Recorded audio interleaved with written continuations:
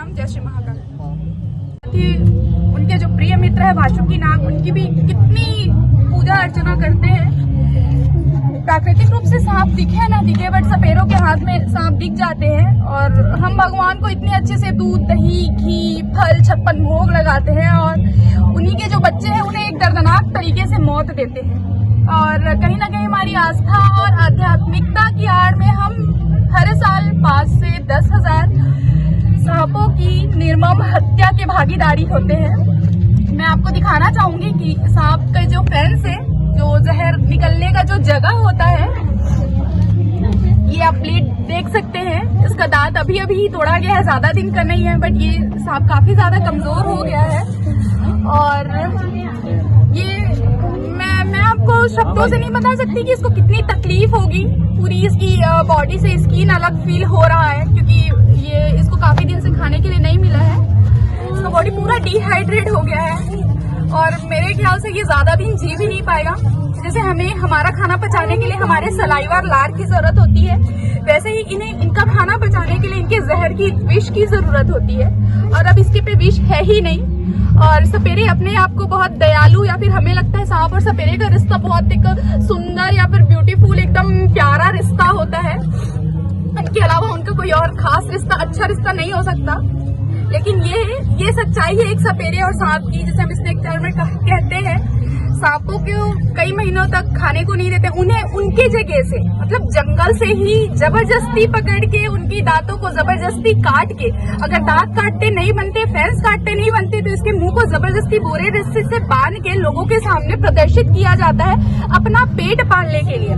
क्योंकि इसका ये सब स्थिति इसलिए बनाया जाता है कि अगर इसके द्वारा किसी भी इंसानी मनुष्य को अगर काट लिया जाए तो उनकी मृत्यु हो सकती है।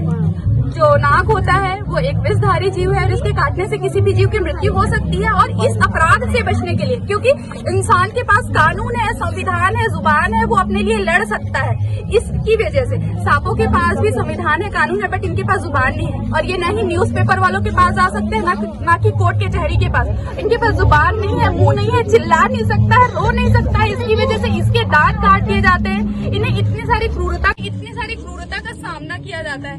मैं आप सभी लोगों से हाथ जोड़कर मानविक अपील करना चाहती हूँ, कहीं पे भी आप सपेरे देखें, आप प्लीज इनकी मदद कीजिए।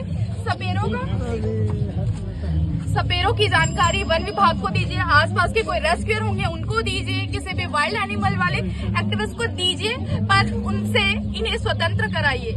मुझे नहीं लगता अब इसकी आगे की जिंदगी बहुत लंबी होगी, जबकि ये अभी बहुत ज्यादा बड़ा या फिर बहुत पुराना सांप नहीं है, ये अभी अभी का ही सांप है। लेकिन एक सपेरे के हाथ में आने के बाद इसकी जिंदगी ज्यादा वक्त की नहीं है, पर आप इसे स्वतंत्र करा के कम से कम आप स्वतंत्र की मृत्यु जरूर दे सकते हैं। किसी भी क्रूरता से इन्हें आप बचा लीजिए। मैं आप सभी से हाथ जोड़ के निवेदन करती हूँ। सब पशुपतिनाथ को खूब पूजते हैं, लेकिन पशु के अंश को, पशुपतिनाथ के वंश को ही नहीं पूजेंगे तो कोई इसका अर्थ नहीं होगा। कभी भी स्वतंत्र सांप दूध नहीं पीता है।